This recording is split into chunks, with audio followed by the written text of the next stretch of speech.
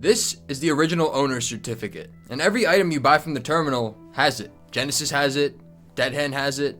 It's the one feature that's been consistent across both. And basically, after the first 7 days of Genesis, no one really spoke about it anymore. After all, it does nothing, it's just a badge. For right now. I don't buy that, not for a second. You think Valve is just shipping out badges with no purpose? Valve isn't terribly fond of work. Dust 2 is older than me by like 10 years. I don't buy that. I don't buy that not for a minute. And by the end of this video, I'm going to show you what this certificate is actually for, because it will change the ecosystem. Now, before I can explain the certificate, you need to understand the cage Valve has built around themselves in regards to regulations and compliance. Your Steam wallet has a $2,000 limit. Balance plus spending combined within 24 hours. You cannot exceed 2,000 USD. Most people think this is a policy or a business decision. It is not. It is a legal one. Think about it like this. When you walk into an arcade, you buy tokens. You play games with these tokens. The government doesn't care. You're a customer at an arcade.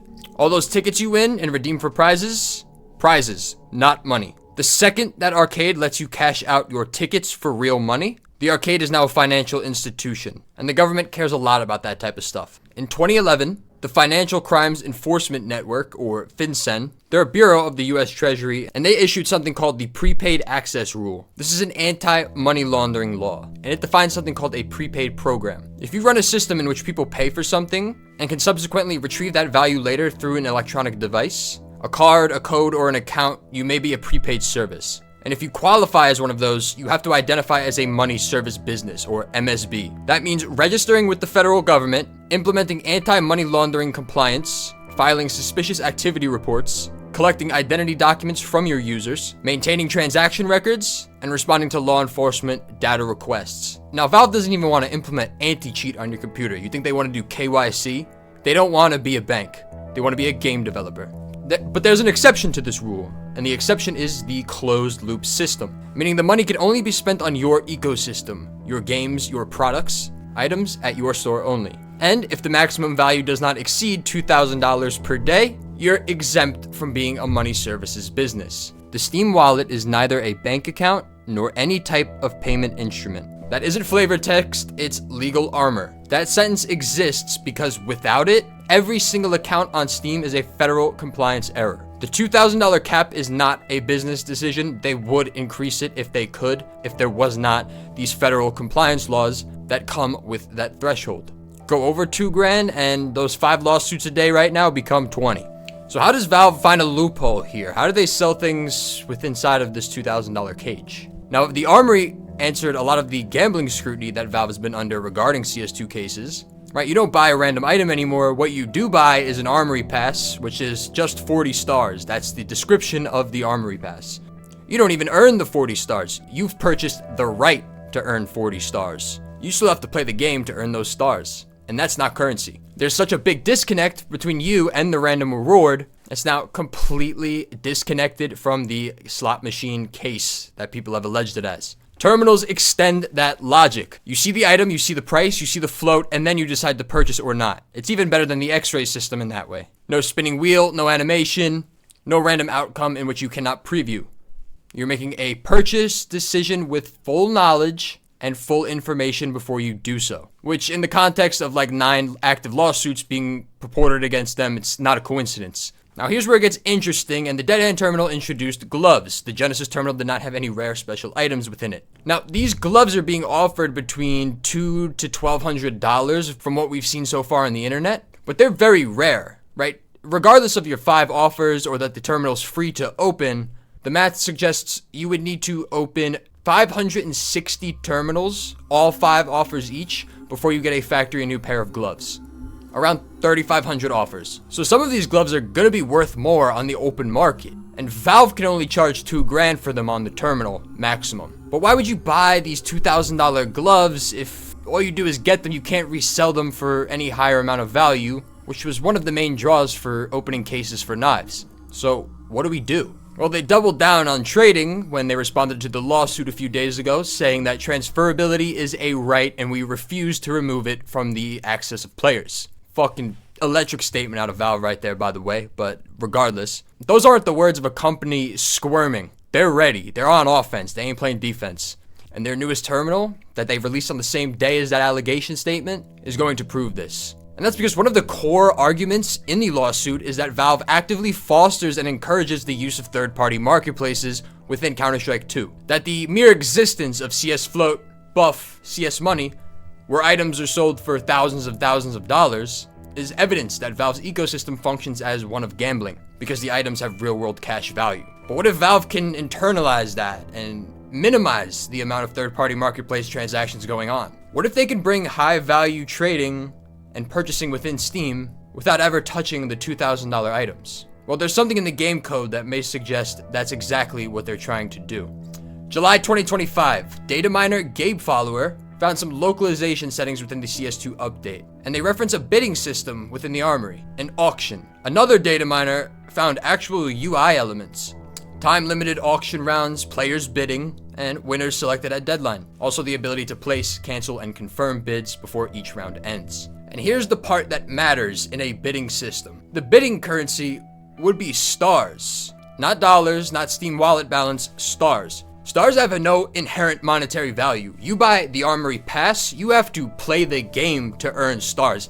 It is disconnected from currency, and that was obviously intentional. They are game tokens, and in the eyes of federal regulation, they are not currency. Now, follow the chain of events. A user buys an Armory Pass from the Steam store. They play the game, earn those 40 stars, and then can use them to bid on terminal weapons. There's about 3 layers of separation between real-world currency and the final transaction. And if you sell something through an auction and use those stars to redeem a collection from the armory, well, you lose those stars entirely. You get a new item that's worth monetary value, but you lose the stars, the currency that defines the entire bidding system. That's a direct loophole around the prepaid access definition, in which you have access to the funds or the funds paid in advance. You got something new.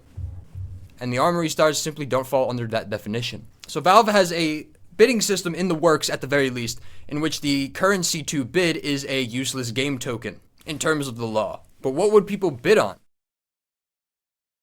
Remember the badge? The original owner certificate. It wouldn't be a receipt or something cosmetic to show off. It would be your access key to the terminal armory bidding system. Only terminal purchases get the certificate. Buying off the marketplace, trading for it, trading up to it, even though you're technically an original owner, it doesn't grant you that certificate. You have to buy it through the terminal. Now think about this. A user goes ahead and he purchases a $1,200 pair of factory new gloves from the terminal. Valve's safe. Under $2,000, they're compliant. Now that user, he lists those gloves in the auction. Factory new gloves are so rare, they're gonna go for more than $1,200.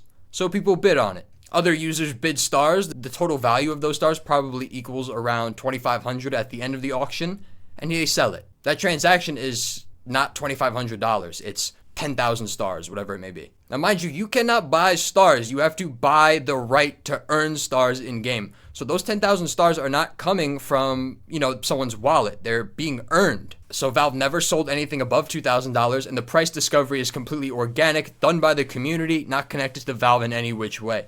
And a pair of gloves has been sold for $3,000 without any third-party marketplace intervention. FinCEN cannot touch that. And then how does Valve benefit from the third-party marketplace when users can just auction inside the armory now, right? If anything, they would want more of these auctions to go on, because they have to buy armory stars through the pass to earn them to even bid in the first place.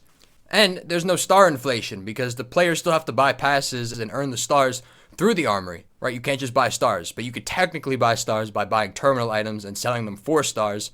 But either which way, those stars were earned no matter where they come from. Even if you purchase them, they're still earned, making them not currency. Everything Valve adds to this game has a function. StatTrack counts your kills. It's a cosmetic feature, but it is functional. The name tag names your guns. It's functional. Stickers are something to apply to weapons. They carry value. They're functional. The owner certificate, they label. It distinguishes terminal origin guns, not trade-ups, not trades, not marketplace purchases. That's not decoration. That's pure infrastructure waiting to be implemented. They've built it into both terminals now, so it's not a function that failed. You're not building infrastructure for novelty. You're building it for systems. And the purchases of armory stars will go right the fuck up, because you can't trade up into a certificate. You can't manufacture certificates. The only items that enter the auction pool are purchased directly from Valve via the terminal. This is the most Valve thing Valve has ever done. And the government can't classify anything as a financial instrument here. If it's in both terminals, and considering no one cared about it during Genesis, it has a reason to be in Dead Hand. The bidding system is in the code, and the law is begging for a workaround. The lawsuits further incentivize a workaround. And the Armory, and subsequently the Stars, are the perfect vehicle to game that system. I think we see this auction system sooner rather than later. And when it launches, that certificate is not just going to be a badge, but rather the most important thing on your screen when looking at your inventory. There is simply no way in hell that badge does nothing. Cheers.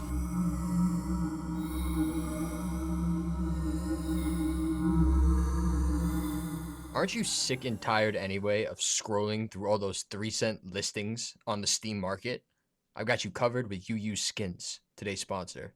UU-Skins offers direct access to the Chinese marketplace for NA and EU players. Shop the massive inventory with hundreds of skins for each and every weapon, each and every skin, each and everywhere. And look at some of these deals, 20 to 30% off. Not only can you purchase for yourself, but you can make quite a bit of scratch using some arbitrage as well. The best support in the game, around the clock 24/7, and a 10-hour guaranteed delivery or your money back. So what are you doing? Why are you not using UU-Skins? Scan the QR code to check it out for yourself. UU-Skins is the gold standard.